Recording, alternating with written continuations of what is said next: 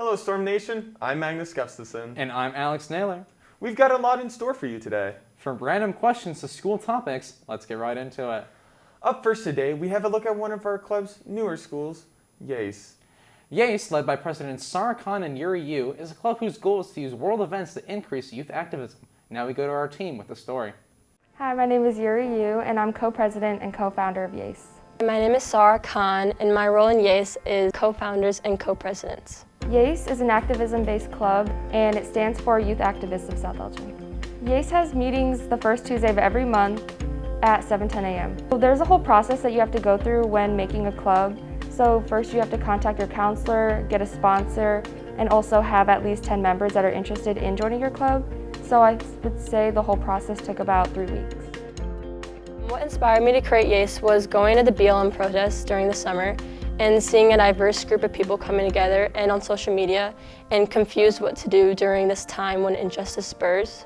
Participating in a protest is a wide spread of emotions. You're surrounded by different people you don't know in a different community, but at a point you feel safe because you all come together in something you all want to advocate for. Our goals for YACE this year include just having consistent meetings, growing the YACE family base, and also getting more volunteer events with ECHO.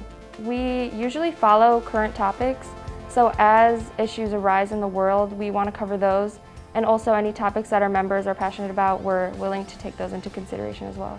There's a lot of topics that I'm passionate about actually, like BLM and climate change, and just to make the world a better place.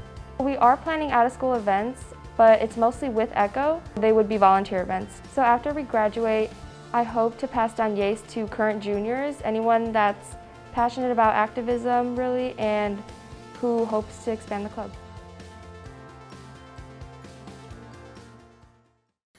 Wow. Thank you, Magnus. It's awesome that a club in our school is spreading the word from around the globe so we can get informed about things we may not have known. Keep an eye out to see what they get up to this year. I know I'm excited. I thought your name was Alex. What? Last year was a wild ride, and this new year has calmed down, but is still a bit rocky. What students and teachers think is important for the tone of the building. Fortunately, we get to see what those students and teachers think.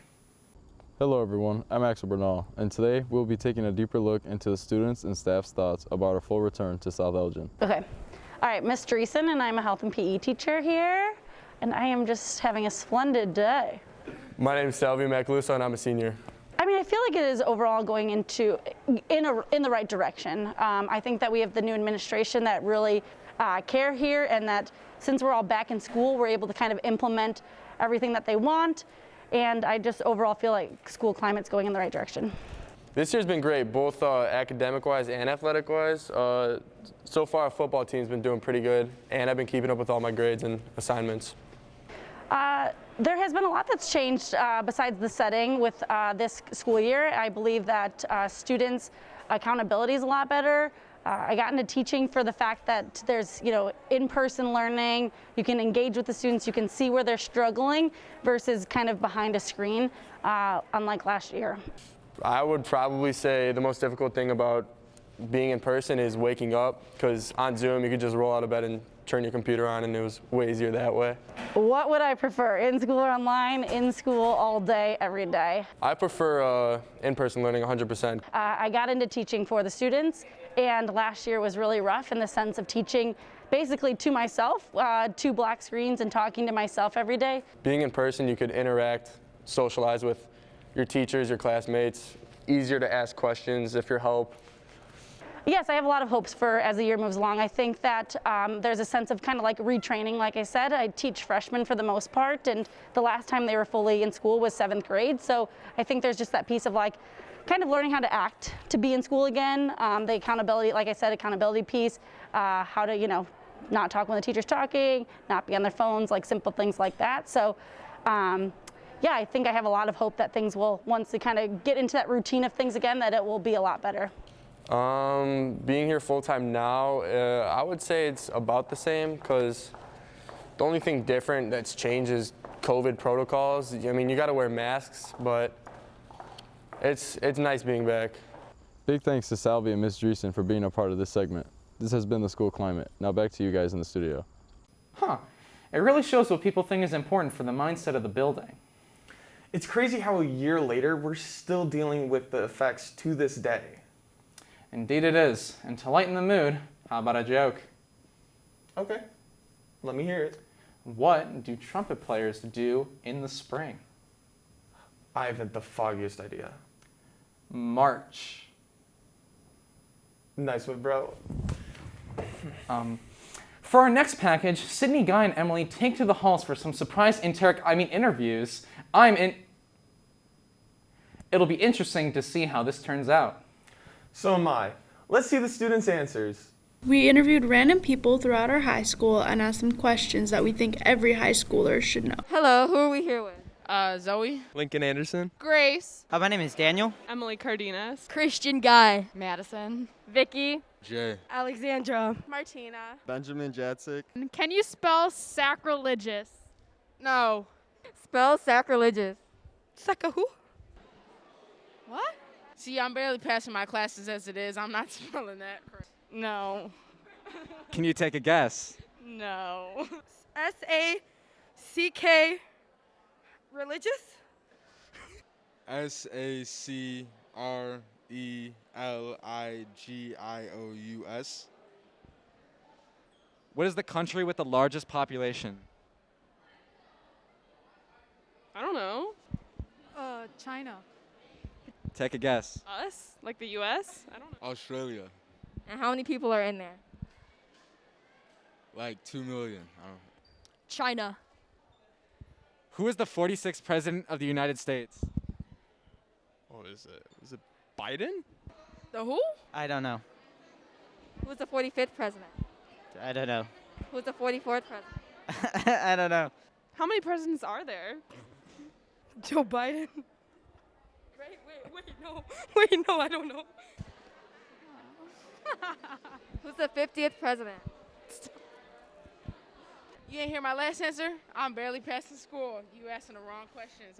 What does the PM stand for in time? Post morning.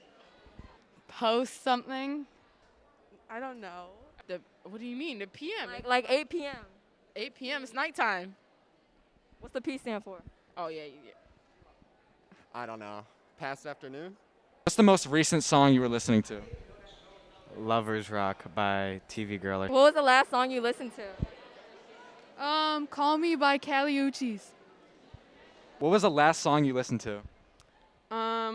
Way Too Sexy. What was the last song you listened to? Wants and Needs by Drake. The last song that you listened to? I think it was Toxic by Britney Spears. What was the latest song you listened to? Fair Trade. What was the last song you listened to? Feel by Kendrick Lamar. Girl Next. My babysitter's a vampire. The girl next. Your interview is over. Goodbye. That looked super fun.